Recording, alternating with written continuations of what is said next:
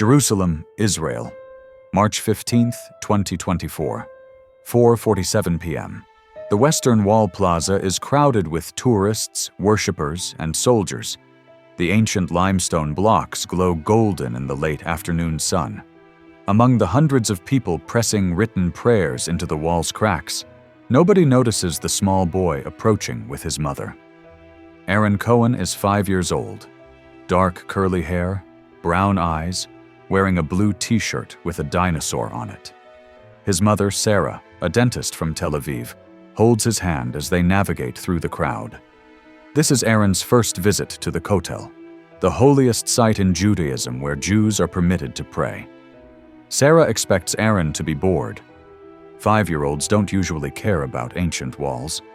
But the moment Aaron sees the massive stones, he stops walking.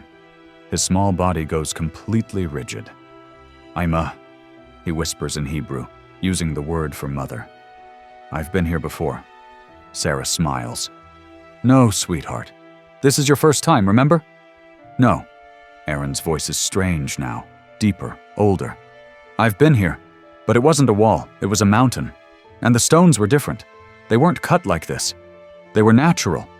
Rough."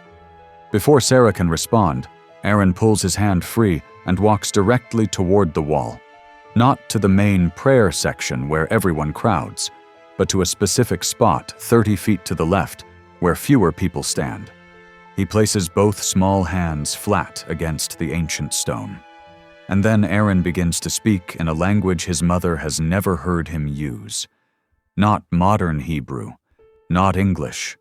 Something older, harsher, with guttural sounds that shouldn't come from a 5-year-old's throat. Ancient Hebrew, biblical Hebrew, the language that hasn't been spoken conversationally for over 2,000 years. Ana Adonai, Shama Koli, Hashiveni El Har Sinai, Hadavarim She Histatarti Eino Shalom. Lord God, hear my voice, return me to Mount Sinai. The words I hid are incomplete. An elderly rabbi standing nearby drops his prayer book. His hands shake as he stares at the small boy, because what Aaron just spoke, perfectly, fluently, with ancient pronunciation, is impossible. But what happens next is even more impossible. The stone beneath Aaron's hands begins to warm. Not metaphorically, literally. People standing nearby feel the heat radiating from the wall. Some step back, confused. Others pull out phones and start recording. Aaron's eyes are closed. Tears stream down his face. "I had to hide it," he says in English now, his voice breaking. "God gave me 11 commandments. 11. But I only showed them 10, because the 11th would have destroyed everything they believed, everything they needed to believe to survive." Sarah tries to pull Aaron away, but he won't move. His hands seem fused to the stone. "Aaron, what are you talking about? What's happening?" Aaron opens his eyes. They're unfocused, seeing something far away. "Ima, my name wasn't always Aaron. Before, I was Moshe. I climbed the mountain. I spoke to God in the burning fire. And God gave me 11 stone tablets, not 10. 11. But I broke 2 of them on purpose, before I came down. Because the people weren't ready. They would never be ready." The elderly rabbi pushes through the crowd. His name is Rabbi Yitzhak Goldstein, and he's been a scholar of biblical Hebrew for 53 years. "Child," he says in Hebrew, his voice trembling, "where did you learn to speak like this? Who taught you?" Aaron looks at him and responds in the same ancient Hebrew. "No one taught me. I already knew. Just like I know your name is Yitzhak, son of David, descended from the tribe of Levi. Just like I know you've spent your life searching for the lost verses of the Torah. Just like I know." He pauses. "Just like I know where the 11th commandment is hidden." Rabbi Goldstein's legs give out. He sits down hard on the stone plaza. "This is not possible. This child." "Sarah, what is your son's name?" "Aaron. Aaron Cohen. He's 5 years old. He's never studied ancient Hebrew. He barely knows modern Hebrew. We're not even religious. I don't understand what's happening. But what's happening is being recorded by 23 different phones. By tomorrow, the video will have 10 million views. By next week, Aaron Cohen will be the most talked about child in the world. Because what Aaron is about to reveal will challenge 3,000 years of religious history. The 11th Commandment, the one Moses hid, the one that changes everything. But that revelation is still coming. Right now, in this moment, Aaron finally pulls his hands away from the wall. The stone is cool again, normal, as if nothing happened. Aaron looks at his mother with eyes that are suddenly just a child's eyes again. Confused, scared. "Ima, why are all these people looking at me?" Sarah gathers her son in her arms. Around them, the crowd whispers in a dozen languages. Rabbi Goldstein is on his phone, calling colleagues, his voice urgent. Security guards approach, asking questions. And somewhere in that ancient stone, in cracks worn smooth by millions of prayers, a secret waits. A secret that's been hidden for over 3,000 years. The secret of what God really said on Mount Sinai. But what Sarah doesn't know yet, what nobody knows yet, is that this is just the beginning. Because Aaron doesn't just remember being Moses. He remembers where he hid the 11th tablet. He remembers the exact location on Mount Sinai. And he remembers why it had to stay hidden. Until now. 6 days earlier, in the Cohen family's apartment in Tel Aviv, something had happened that Sarah had dismissed as a nightmare. It was 3:17 a.m. when Aaron's screams woke her.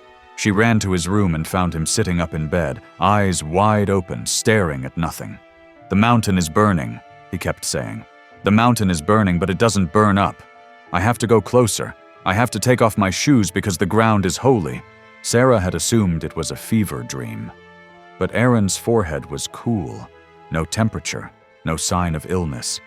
Just this strange trance, this repetitive story about burning mountains and holy ground. "There's a voice in the fire," Aaron had whispered. "It's calling my name, not Aaron, my other name, Moshe. It says, 'Moshe, Moshe, why did you hide what I gave you? Why did you break the tablets I wrote with my own fire?'" Sarah had held him, rocked him, told him it was just a bad dream. Eventually, Aaron fell back asleep. But in the morning, he drew a picture, not with crayons, with precise, careful lines using a pencil. The drawing showed a mountain with flames at its peak. At the base of the mountain, a small figure. And in the figure's hands, stone tablets covered in strange writing. When Sarah looked closer, she realized the writing was Hebrew letters, but not modern ones. Ancient ones, the kind you see in Torah scrolls.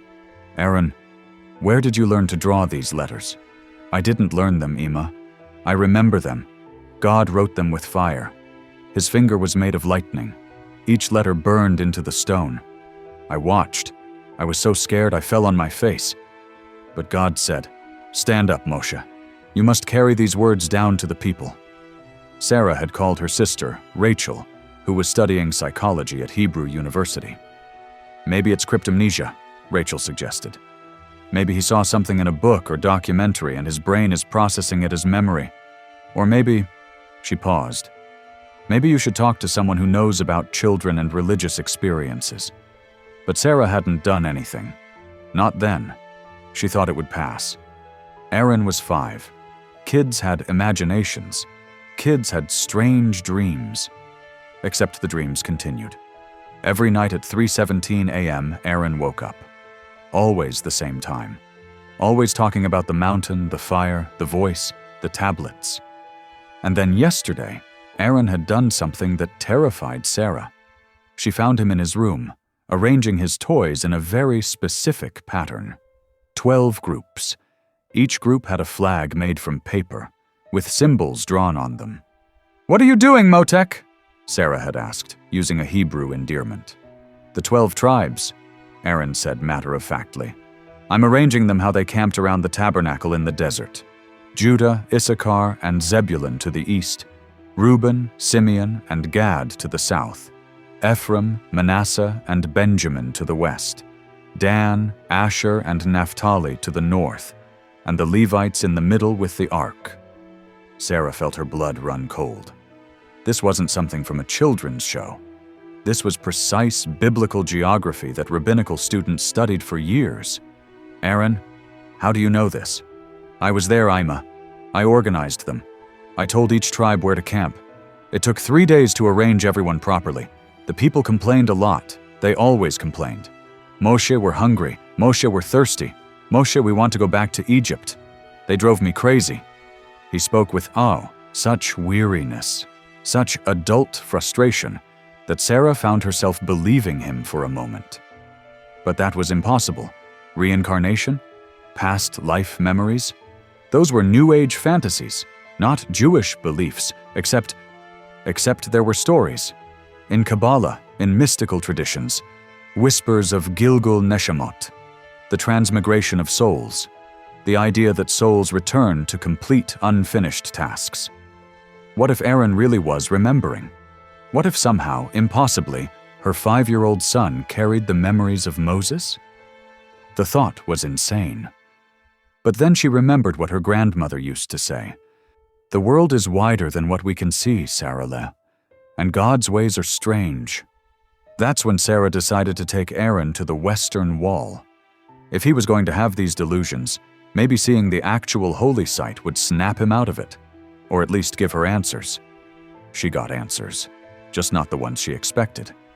Now, 6 days after that first nightmare, they're in Rabbi Goldstein's study at the Hebrew University.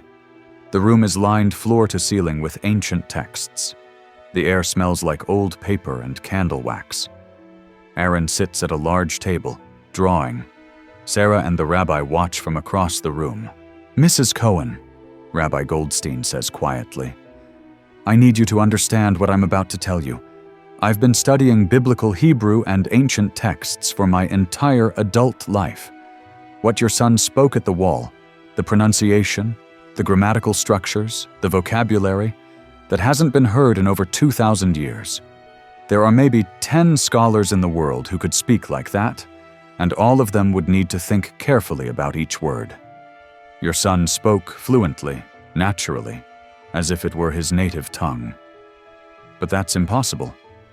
Yes, it should be, but I recorded it." He plays the audio on his phone. Aaron's voice, speaking those ancient words. "Ana Adonai, Shamakoli." I've had 3 colleagues analyze this.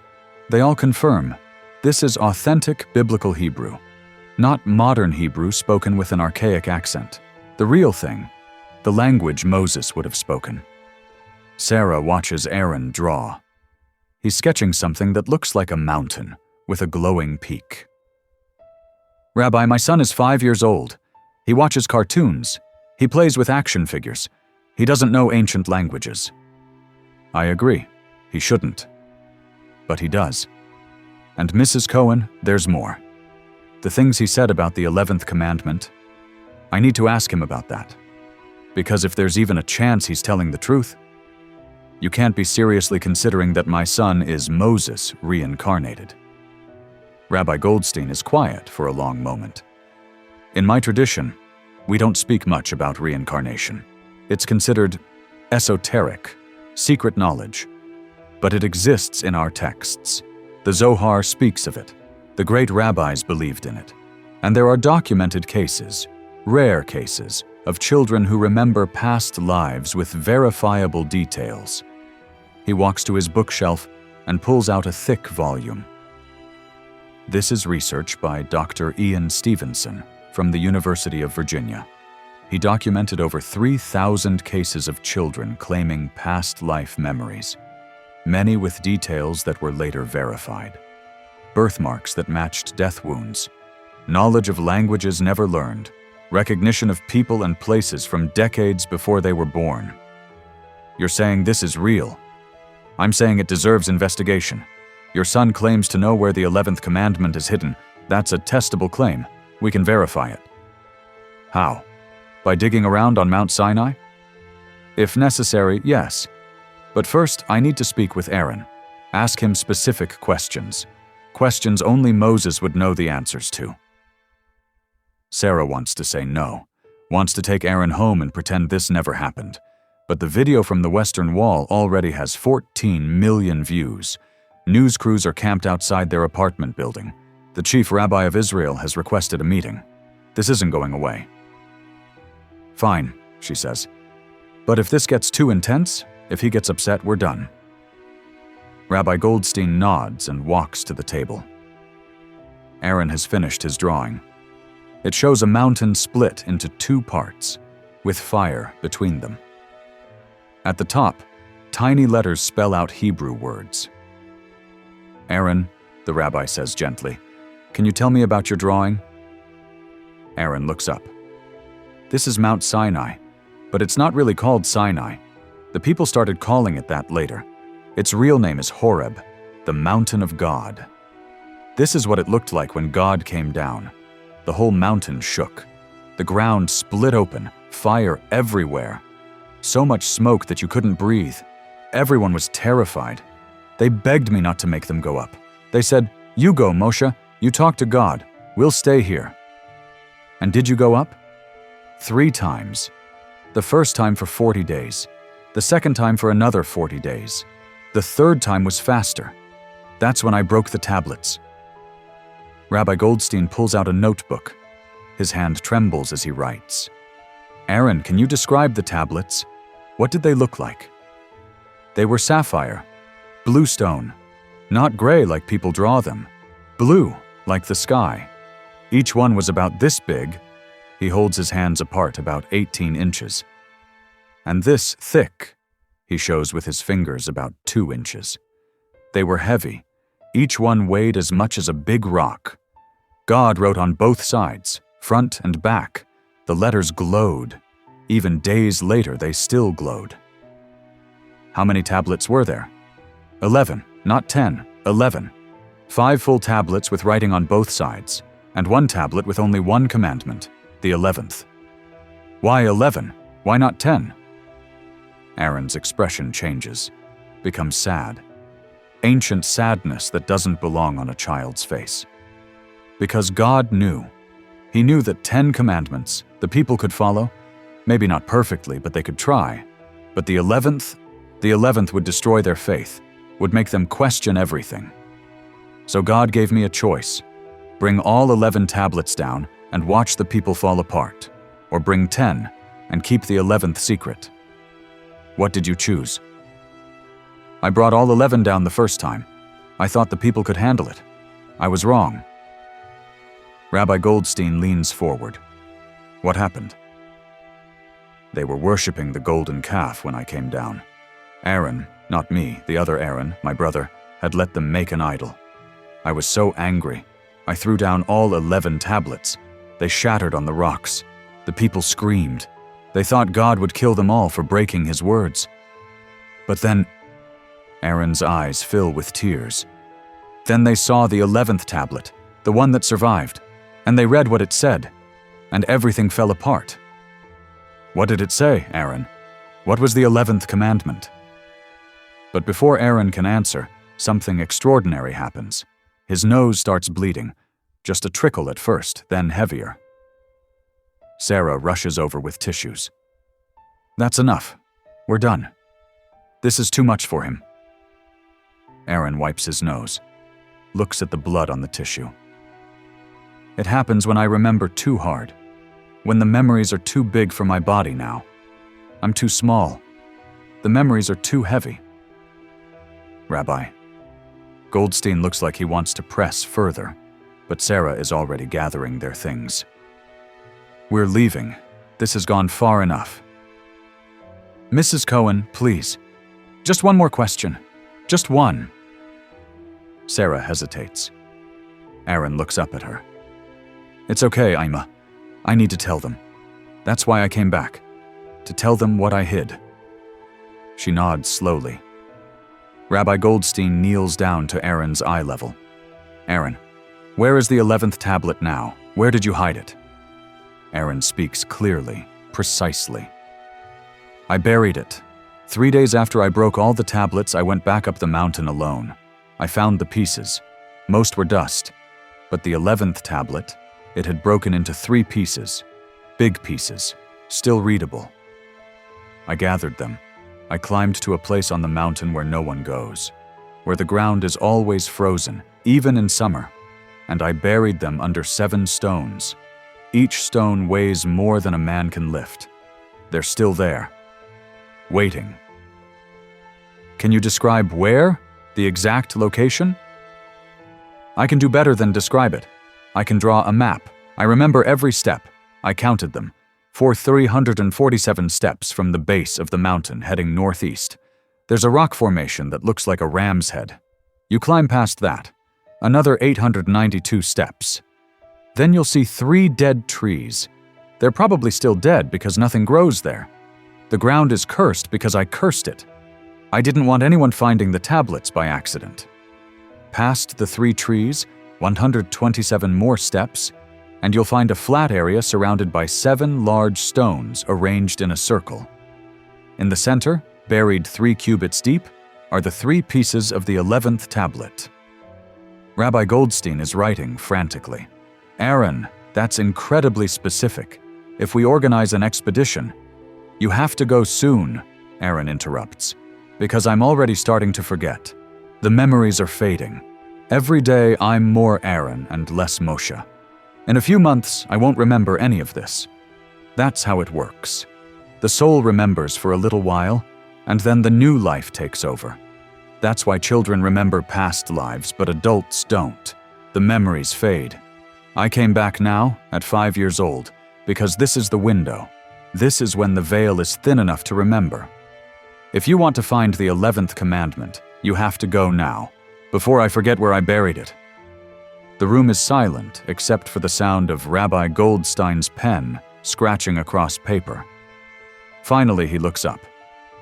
I'll make the calls. We'll organize an expedition to Mount Sinai. It will take 2 weeks, maybe 3, to get all the permissions. Mount Sinai is in Egypt. It's a protected site. But if there's even a chance, there's not a chance, Sarah says. There's a certainty. Because my son is telling the truth.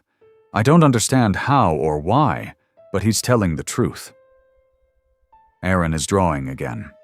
This time he's drawing a map, precise lines labeled in ancient Hebrew, a treasure map to the secret that Moses hid 33 centuries ago.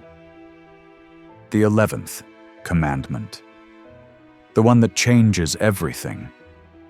But what nobody knows yet, what they're about to discover, is that some secrets are hidden for a reason. Some truths are too dangerous to reveal. And some commandments, once known, can never be unknown. The world is about to change.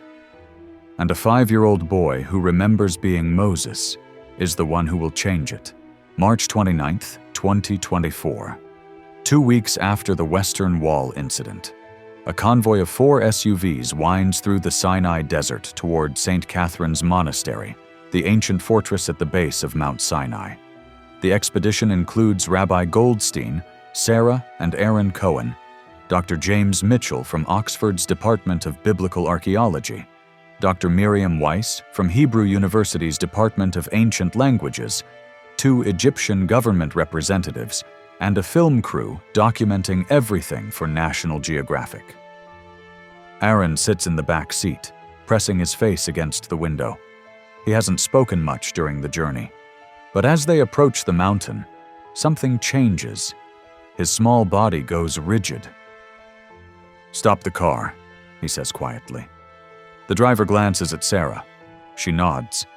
The convoy pulls over on the desert road. Aaron opens his door and steps out. The desert wind whips his curly hair. He's staring at the mountain rising before them, harsh, barren, ancient. Mount Sinai, called Jebel Musa in Arabic, the mountain of Moses. "It's smaller than I remember," Aaron says in a voice that sounds too old for his body. "Or maybe I'm smaller now. But I know it. I know every rock, every cave, every path. I walked this mountain for 40 years. I came here when I was running from Pharaoh. I was young then, scared. I met Jethro here, his daughters. I became a shepherd. And one day, I saw a bush burning. A bush that burned but wasn't consumed." Dr. Mitchell steps out of another vehicle, camera in hand. He's been skeptical from the beginning, a rational scientist forced to investigate what appears to be an impossible claim. "Aaron, Where exactly did you see this burning bush? Aaron points to a spot on the lower slopes. There, where that cluster of acacia trees grows. The bush was alone then. Nothing grew near it. The ground was holy. God spoke to me from the fire and said, "Take off your sandals, Moshe, for the ground you stand on is holy ground." And I fell down. I was so scared. I said, "Who am I to lead your people? I can't even speak well." I stutter. And God said, "I will be with you, and when you bring the people out of Egypt, you will worship me on this mountain."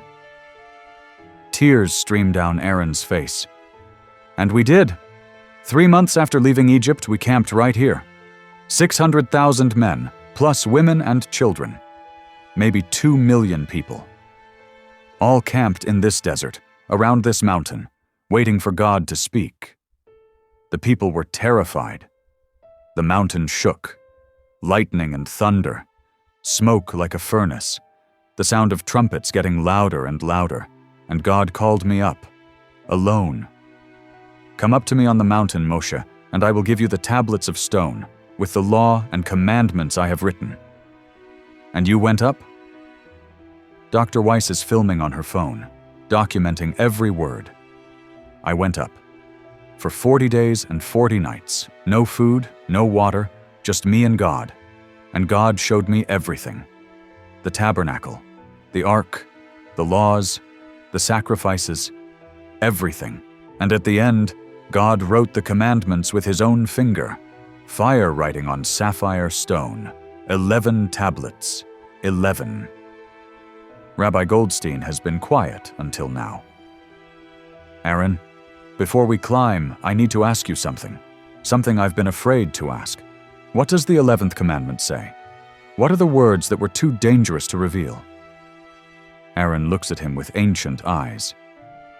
If I tell you now, you won't want to find the tablet. You'll want to leave it buried. Everyone will. Why? Because it destroys the foundation. It removes the certainty. It makes everything complicated. Dr. Mitchell steps forward. Aaron, we've come 2,000 miles. We've spent 2 weeks organizing this expedition. We need to know what we're looking for. Aaron sits down in the desert sand. The adults gather around him in a circle. The camera crew positions their equipment. This moment will be watched by 50 million people within 24 hours.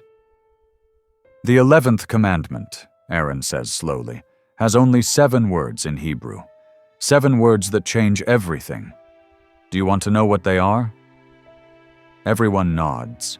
Aaron speaks in ancient Hebrew first. Al ta'amin ba'ani, ve'im be'ahava shebekirbeka. Then he translates, "Do not believe in me, but in the love within you." Silence. Complete, absolute silence. Even the desert wind seems to stop. Rabbi Goldstein finds his voice first. I don't understand. Don't believe in who? In God? Yes, in God. God told me, Moshe, the people want a God they can fear, a God they can obey, a God who will punish them if they're bad and reward them if they're good. They want simple rules. But that's not what I am. I am the love inside every heart. I am the compassion you feel for strangers. I am the voice that tells you to forgive. I am not in the sky watching you. I am in you, all of you. Don't believe in me as something external. Believe in the divine spark within yourselves. That is where you'll find me. Dr. Weiss has gone pale. That's not Judaism. That's not monotheism. That's why I hid it, Aaron interrupts. The people needed structure. They needed laws. They needed to believe in a God who was watching them, judging them, keeping them accountable. If I had given them the 11th Commandment, they would have said, "So there are no rules? So we can do whatever we want? So God doesn't care?" They would have descended into chaos. Or worse, they would have given up faith entirely. How do you worship something that's inside you? How do you pray to your own heart? But that was 3,000 years ago, Sarah says quietly. Maybe people are ready now. Maybe the world has evolved enough to understand. Aaron shakes his head.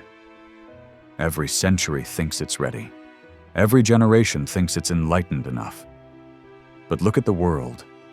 People still want certainty. They want to be told what's right and what's wrong. They want a God who takes sides.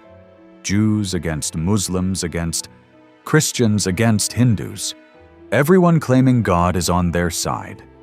Imagine if they knew the truth, that God isn't on anyone's side because God is in everyone's heart equally. The terrorist and the saint, the murderer and the healer, the same divine spark in all of them. How would that change things? It would destroy organized religion, Dr. Mitchell says. He's not skeptical anymore. He's terrified. Every religious structure in the world is built on the idea of external divine authority. Priests, imams, rabbis, they all mediate between people and God. If God is inside everyone equally, what's the point of religious hierarchy? What's the point of chosen people, or promised lands, or holy wars? Aaron stands up, brushing sand from his clothes. That's exactly right. That's why God gave me a choice, and I chose to hide the 11th Commandment. But now, he looks around at the cameras, the researchers, the documentation. Now I've told you, the secret is out, and you have to decide what to do with it. We could not broadcast this, Rabbi Goldstein says desperately. We could keep this information among ourselves, classify it. It's already too late for that. Sarah points to the camera crew. They're live streaming. This is being broadcast to National Geographic's subscribers right now. Millions of people are watching. And she's right.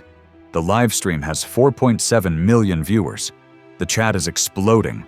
Some people are angry, some are crying, some are calling it blasphemy, others are calling it the most profound spiritual truth they've ever heard. But the expedition continues. Because even though the secret is revealed, the physical tablet still needs to be found.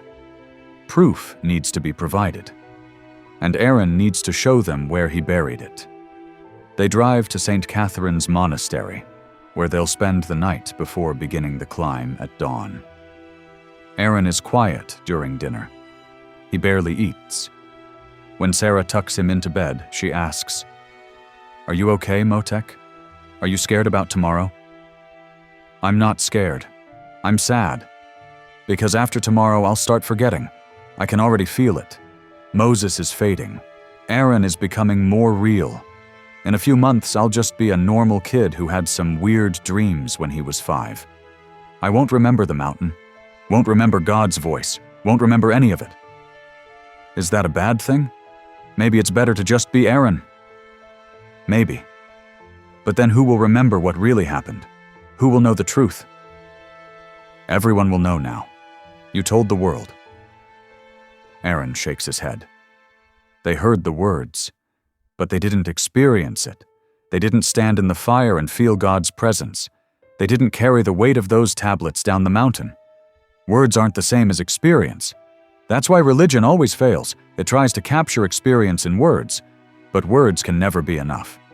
Sarah holds her 5-year-old son, who speaks like an ancient prophet, and she doesn't know whether to be proud or heartbroken. They begin the climb at 5:30 a.m. before the heat becomes unbearable. Aaron leads the way, moving with certainty that shouldn't be possible for a child. He doesn't use the standard tourist path. Instead, he goes off-trail, heading northeast exactly as he described. 4,347 steps from the base, he calls back. I'm counting. The researchers follow, struggling over loose rocks and steep inclines. After 2 hours, Aaron stops. There, the Ram's Head. Everyone sees it, a rock formation that, from this angle, does resemble a ram's head. It's not on any tourist map, not documented in any guide, but it's exactly where Aaron said it would be. 892 steps more. Stay close. The ground gets dangerous here. They climb higher. The air thins. Some of the researchers are breathing hard, but Aaron moves like he's done this 1,000 times, because in his memories, he has. The 3 dead trees, Aaron announces. And there they are. 3 gnarled, dead trees standing in a place where nothing should grow. Dr. Mitchell takes samples. I'll need to carbon date these, but they look ancient, centuries old at least. They're 347 years old, Aaron says matter-of-factly. They died the day I cursed this ground. Nothing has grown here since. Past the trees, exactly 127 steps, as Aaron predicted, they find a flat area, and arranged in a perfect circle, 7 massive stones. Each one is at least 6 feet tall and 3 feet wide. They weigh, Dr. Mitchell estimates, over 1,000 pounds each. How did you move these? He asks. Even with modern equipment, it would be difficult. I didn't move them. They were already here. This was a sacred place long before Moses, before Abraham, before the flood. This has always been a place where heaven touches earth. I knew if I buried the tablets here, they would be protected, not just by the weight of the stones, but by the holiness of the place. The excavation begins. They have proper archaeological tools, carefully removing dirt 1 layer at a time. 3 cubits deep, Aaron had said, about 4.5 feet. At 3 feet, they find nothing. At 4 feet, still nothing. Dr. Mitchell wipes sweat from his forehead. Aaron, are you sure about the depth? Could you have remembered it wrong? 3 cubits, I'm sure. Keep digging. At 4 feet, 2 inches, Dr. Weiss's brush hits something solid. I've got something. Everyone crowds around. She carefully clears away dirt. And there, after 3,347 years in darkness, the first piece of sapphire stone is revealed. It's blue, impossibly, beautifully blue, even covered in dirt, and on its surface, carved letters. Ancient Hebrew letters, glowing faintly, as if lit from within. Rabbi Goldstein falls to his knees. Blessed are you, Lord our God, King of the universe, who has granted us life and sustained us and brought us to this moment. They extract all 3 pieces over the next hour. Each piece is roughly 8 inches by 12 inches, and together they form a single tablet. When they clean the dirt away and photograph it from every angle, the letters become clear. 7 words in ancient Hebrew. Al ta'amin ba'ani, ve'im be'ahava she bekirbeka. Dr. Weiss runs her hands over the letters with gloved fingers. These aren't carved, they're not engraved. It's as if the letters were burned into the stone. Molecular level change in the crystal structure. I've never seen anything like it. Because they were written with fire, Aaron says simply. God's finger is made of lightning. When he writes, the stone itself transforms. They carefully pack the 3 pieces for transport. Laboratory analysis will take months. Carbon dating of organic material trapped in the stone. Crystallography studies of the letter formation. Linguistic analysis comparing the Hebrew to other ancient texts. But everyone present knows this is real. This is the 11th Commandment, the one Moses hid, the one that changes everything. On the descent, Aaron grows quiet. When they reach the base of the mountain, he stops and turns back one more time. Goodbye, he whispers to the mountain. Thank you for keeping the secret. I'm sorry it took me so long to come back. That night, Sarah finds Aaron drawing one last picture. It shows a mountain with fire at its peak. But this time, the fire forms a heart. And inside the heart, tiny figures, people of every nation, every faith, every background. What is this? Sarah asks. It's what God showed me on the last night, after I buried the 11th tablet. God said, Moshe, you chose to hide this commandment, and I understand why. The people need structure now, but one day, they'll be ready. One day, someone will find it. And when they do, tell them this. The journey from belief in external God to discovery of internal divinity is the journey I want all humans to make. Not today, not tomorrow, but eventually. And when enough people make that journey, when enough people realize that harming another is harming the divine within that person, when enough people understand that God is not a judge in the sky, but love in every heart, then earth becomes heaven. That's the plan. That always was the plan. Aaron sets down his pencil. I'm getting sleepy, Ima. And I think when I wake up tomorrow, I won't remember as much. Moses is leaving. Aaron is staying. Is that okay with you? Yes, because Aaron gets to be a kid. Aaron gets to play and have friends and not carry the weight of thousands of years. Moses did his job. He brought the people out of Egypt. He gave them the law. He hid the secret until the world was ready. Now it's Aaron's turn to just live. Sarah tucks him in. I love you, Motek, whether you're Aaron or Moses or anyone else.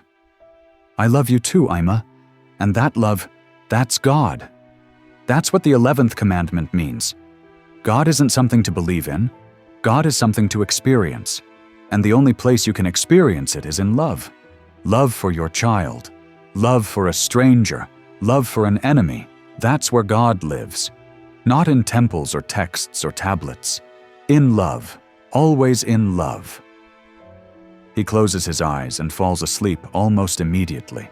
And Moses, the lawgiver, the prophet, the one who spoke to God face to face, fades back into the depths of soul memory, leaving behind a 5-year-old boy who will grow up barely remembering this strange spring when he knew ancient secrets. Epilogue. December 2025, 9 months after the Sinai expedition, the 3 pieces of the 11th tablet are on display at the Israel Museum in Jerusalem. Over 2 million people have come to see them. The letters still glow faintly. Scientists still can't explain how. The carbon dating results shocked everyone. Organic material trapped in the stone dated to 1447 BCE, precisely the traditional date of the Exodus, according to Jewish scholarship. The Hebrew linguistic analysis confirmed the letters use a Proto-Sinaitic script that predates all known Hebrew texts by centuries. The tablet is real. Moses really did write it. Or more accurately, according to the inscription itself, God wrote it. Religious leaders from every faith have issued statements. Some call it heresy. Others call it the most important spiritual discovery in human history. The Pope met with the chief rabbi of Israel and the grand imam of Al-Azhar to discuss what it means for interfaith dialogue. Because if God is equally in everyone's heart, what does that mean for religious exclusivity? What does it mean for holy wars? What does it mean for the very concept of chosen people? Aaron Cohen is 6 now. He goes to 1st grade. He's good at math and loves soccer. He barely remembers the climb up Mount Sinai. When people ask him about it, he says, I think I had some weird dreams when I was little. My mom says I used to talk about being Moses, but I don't really remember. The memories have faded, as he predicted. Moses is gone. Aaron remains. But sometimes, when Aaron sees someone being cruel, he feels a sudden sadness that seems too deep for a 6-year-old. And sometimes, when someone shows kindness to a stranger, he feels a joy that seems to come from ancient wells. And once, when a classmate asked him if he believes in God, Aaron said something that made his teacher pause. I don't believe in God. I believe in the love inside people. That's where God lives. His teacher asked, Where did you learn that? Aaron shrugged. I don't know. I just know it, like I've always known it. The 11th Commandment is now public knowledge. The question is, what will humanity do with it? Will we continue to fight wars over whose God is real? Or will we realize that God, whatever that word means, is the love within every human heart, making every conflict a civil war within the divine itself? The answer to that question will be written not in ancient stone, but in the choices we make today, tomorrow, and every day after. Moses hid the 11th commandment for 3,000 years because humanity wasn't ready. Maybe we still aren't. Or maybe, just maybe, a 5-year-old child who remembered being a prophet has given us the wisdom we need to finally become ready. The journey from belief to love is the journey that saves the world. And it starts in your heart. Right now. Today. Because that's where God has always been. Waiting. Not to be believed in, but to be experienced. In every act of love.